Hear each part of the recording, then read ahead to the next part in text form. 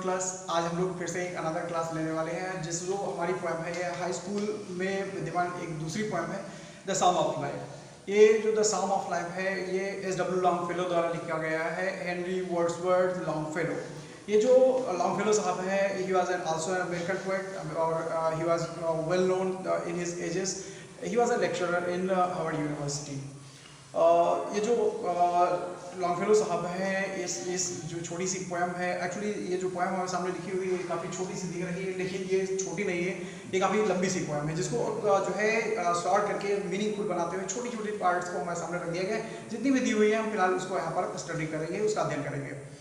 तो पहले हम जैसे पढ़ने जा रहे हैं, हमारे सामने लिखा हुआ है द सम ऑफ लाइफ। आप देख लीजिए, लिखा हुआ है द सम ऑफ लाइफ। तो सबसे पहले तो हमें ये नहीं समझ में आता है कि the sum of life, sum what is the sum. Sum जो होता है ये क्या होता है, ये होता है जीवन सार, या कह सकते हैं हम एक जीवन का भक्ति गीत। ठीक है, तो द सम ऑफ लाइफ का मतलब ये हो गया कि एक ऐसा गीत, एक ऐसा भक्ति गीत जो हमारे जीवन में गाया जाना चाहिए। इसका मतलब ये हो गया कि जिस प्रकार से हमें अपने जीवन को जीना चाहिए। तो कुल मिला के जो ये पोएट है हमें यहाँ पे बताने का प्रयास कर रहा है कि किस प्रकार से हम अपने जीवन को, एक सामान्य से जीवन को सबलाइम, विशिष्ट या फिर मीनिंगफुल बना सकते हैं। तो इसी चीज़ को देखते हैं, इनकी जो हमारी भावनाएं हैं हमारे सामने प्रस्तुत कर रहे हैं, देखें किन भाव में इसको रख रहे हैं जाके। पहले तो इन पंक्तियों को पढ़ने से पहले ही हमें बता दें कि जो पोएम है, ऐसा लगता है कि इंडियन मैथोलॉजी, महाभारत, आप सबने इसके विषय में सुन रखा है। तो जो ये डब्ल्यू लॉन्गफेलो साहब है, it seems like he is quite inspired from that. तो अच्छा खासा जो है ये उसे प्रेरित से दिखते हैं, और ये जो पंक्तियां हैं ये भी कुछ उसी पर जो है प्रेरित होती नजर आती है। तो आइए देखते हैं इसमें क्या बताने का प्रयास कर रहे हैं। ये कहते हैं life is real, life is earnest. Life is real मतलब है जीवन एक सच्चाई है। ठीक, life is earnest, life is earnest मतलब है कि एक गंभीर जीवन, एक वास्तविकता है और एक गंभीर सच्चाई है। देखिए समटाइम्स आप जैसे क्या करते हैं, मूवीज देखते हैं, पिक्चरों को देखते हैं, तो उसमें क्या होता है, जैसे कोई आप हीरो आप देख रहे हो, दौड़ते दौड़ते पहले छोटा बच्चा था, फिर वो बड़ा हो जाता है, या अगर युवा होता है तो वो बूढ़ा हो जाता है। तो क्या ये सच्चाई है? क्या जीवन में ऐसा होता है? मेरे हिसाब से ऐसा नहीं होता है। जीवन एक चीज ऐसी है जिसमें एक एक मिनट आपको काटना पड़ता है। जीवन में अगर आज आप सुखी हैं तो आपको उस सुख का समय को भोगना है, अगर आप दुखी हैं तो दुख के समय को भी उतना और उसी प्रकार से भोगना है जैसे सुख का समय हम भोगते हैं। तो इसीलिए इसी क्रम में ये कहते हैं कि life is real and life is earnest. तो जीवन एक सच्चाई है, एक वास्तविकता है, एक गंभीर सच्चाई है। ये कोई सपना नहीं है जिसमें हम तुरंत किसी मुसीबत में हो, कोई हमको धक्का दे दे और हम जाग खड़े हो गए, अरे मुसीबत चली गई, ऐसा नहीं होता। तो हमें इस चीज़ को देखना पड़ेगा, हमें इस चीज़ को सोचना पड़ेगा, मानना पड़ेगा कि जीवन एक गंभीर सच्चाई है, एक वास्तविकता है जो हमारे सामने प्रस्तुत है। ठीक, और कहता है कि and grave is not its goal. और बहुत से लोग ये सोचते हैं कि जीवन में आज हम जीवित हैं, कल मर जाएंगे और सब खत्म हो जाएगा। तो ऐसा भी नहीं होता है कि इस जीवन में आगे हमारी, जैसे हमारी डेड बॉडी, हमारा शरीर है, अगर ये डेड हो जाता है तो इस शरीर को शरीर नहीं कहा जाता है, ये मिट्टी हो जाती है। ठीक है, तो लेकिन ये जब ये शरीर मिट्टी हो जाता है तो इसका मतलब ये नहीं कि हमारा जीवन लीला, हमारा सारा कार्य वहीं से समाप्त हो जाता है। इसका मतलब ये है कि कुछ ना कुछ है।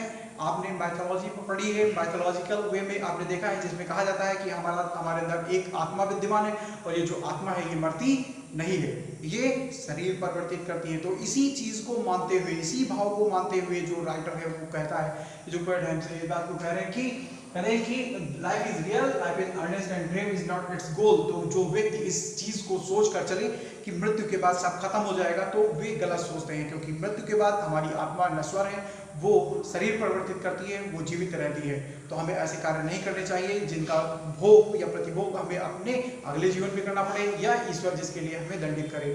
तो ऐसे भी और आगे फिर कह रहा है dust thou art and dust returns, यानी डस्ट मतलब होता है धूल, मिट्टी। ठीक है, तो डस्ट दाउ आर्ट, आप मिट्टी हो, एंड डस्ट टू रिटर्नस, और मिट्टी में परिवर्तित हो जाओगे। आपने सुना होगा कि हम कहते हैं कि हमारा शरीर मिट्टी का बना है और मिट्टी में परिवर्तित हो जाएगा। तो ये हमेशा ऐसा नहीं होता है। ये शरीर मिट्टी का बना है, मिट्टी में परिवर्तित हो जाता है, लेकिन हमारी आत्मा ना मिट्टी की बनी हो और ना मिट्टी में परिवर्तित होती है। आत्मा तो परमात्मा का एक अंश, एक हिस्सा, एक भाग होती है, जो शायद कभी आप अच्छे कार्य करते हैं, आपको मोक्ष मिलता है और वो उसी परमात्मा में जाके जुड़ जाती है। तो इसीलिए हमारा शरीर एक मिट्टी का ढेर नहीं है जो फिर से मिट्टी में परिवर्तित हो जाएगा, बल्कि कहते हैं it was not spoken of the soul, it means मिट्टी हम हैं और मिट्टी में परिवर्तित हो जाएंगे। तो ये शरीर के लिए हो सकता है, ना कि आत्मा के लिए। हमारी आत्मा नश्वर है, ये कभी नहीं खत्म होती है, केवल जगह स्थान परिवर्तित करती है। फिर कहता है not enjoyment and not sorrow is our destined end of वे। तो इस प्रकार से जब हमारे जीवन में, हमारा ये जो जीवन है, हमारी आत्मा एक शरीर में आज रुकी है और वो हमेशा के लिए नहीं, कुछ समय के लिए रुकी हुई है। इसका मतलब है कि हमारा जो शरीर है, हमारा आत्मा का एक अस्थायी पड़ाव है, एक छोटी छड़ी जहां पर हमारा आत्मा आज रुकी है और कल शायद किसी और शरीर में चली जाएगी। तो ऐसे शरीर में कहता है कि जब ये हमारा शरीर ही स्थायी नहीं है, जब हमारा जीवन ही स्थायी नहीं है, तो इस जीवन में मिलने वाले एंजॉयमेंट एंड सॉरोज, जो दुख और खुशियां हैं, वे कैसे स्थायी हो सकते हैं। इसका मतलब आज आप अगर दुखी हैं तो कल खुश होंगे, आज अगर खुश हैं तो कल दुखी भी हो सकते हैं। ये समय परिवर्तित हो जाता है, समय बदलता है। तो not enjoyment and not sorrow is our destined end आवर वे। तो हमारा ये जो इस जीवन के मिलने वाले दुख और सुख है, ये हमारा अंत नहीं है, ये हमारे जीवन का लक्ष्य नहीं है। इस बात को आप कतई ध्यान रखें और इन दुख और सुख से परे, इनसे और आगे बढ़ते हुए निरंतर ऐसे कार्य करने की कोशिश करिए। बताते हैं कैसे, बट हाँ, तो हमारा एंड और वे यानी हमारा अंत इससे दुख और सुख नहीं होते हैं। But to act that each tomorrow find us smarter than today.